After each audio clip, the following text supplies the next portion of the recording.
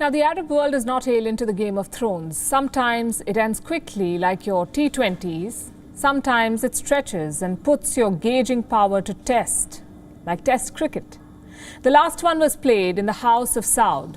On the 7th of March, the Saudi Crown Prince Mohammed bin Salman arrested the former head of Army Intelligence, Prince Naif bin Ahmed.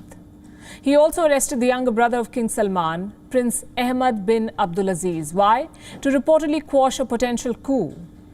In 2017, princes, ministers and businessmen were arrested and the Ritz-Carlton in Riyadh was converted into a fancy prison. Fast forward to April 2021, a Game of Thrones is underway in the House of Hashim.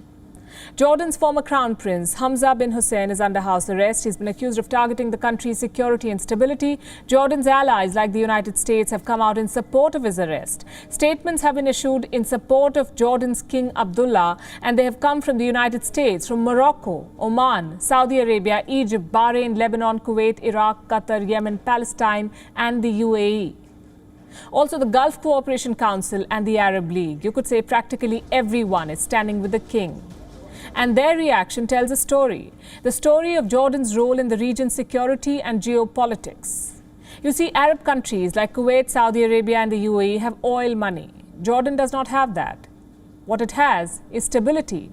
It has a history of building bridges, and that is a very precious skill in this region. It is celebrated internationally too.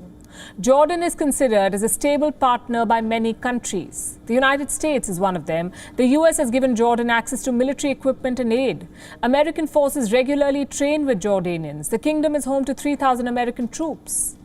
Jordan is also home to more than 2 million registered Palestinian refugees. Like India, Jordan has been able to find the delicate balance of maintaining ties with both Israel and Palestine, instead of pitting one against the other.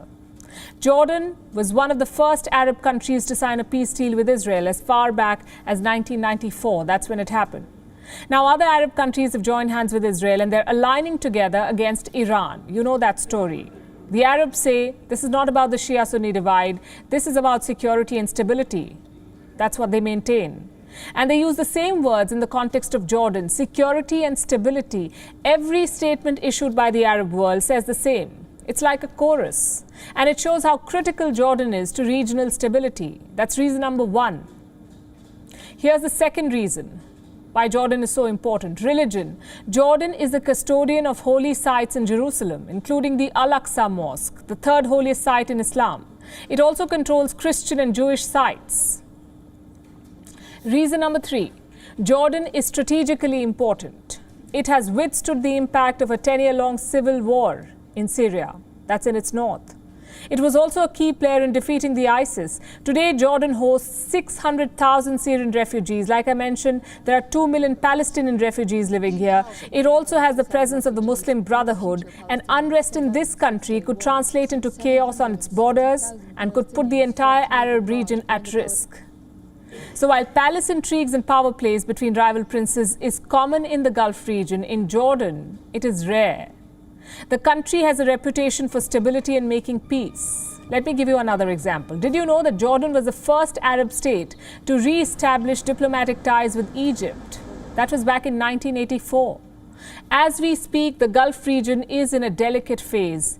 There is a new oil order brought about by the pandemic, an evolving geopolitics driven by a peace deal and a common enemy, and a new American leadership that is vetting the West Asia policy of the old regime. Now is not the time to have the anchor of stability shaken. The Arab world cannot afford it. Jordan's royal family has a reputation for successfully handling every crisis at home, but how it handles the power play in its own palace will shape the coming days of the Arab world.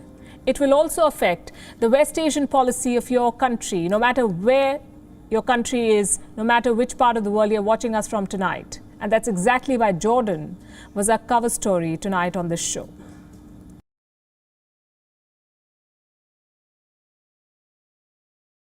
WION is now available in your country. Download the app now and get all the news on the move.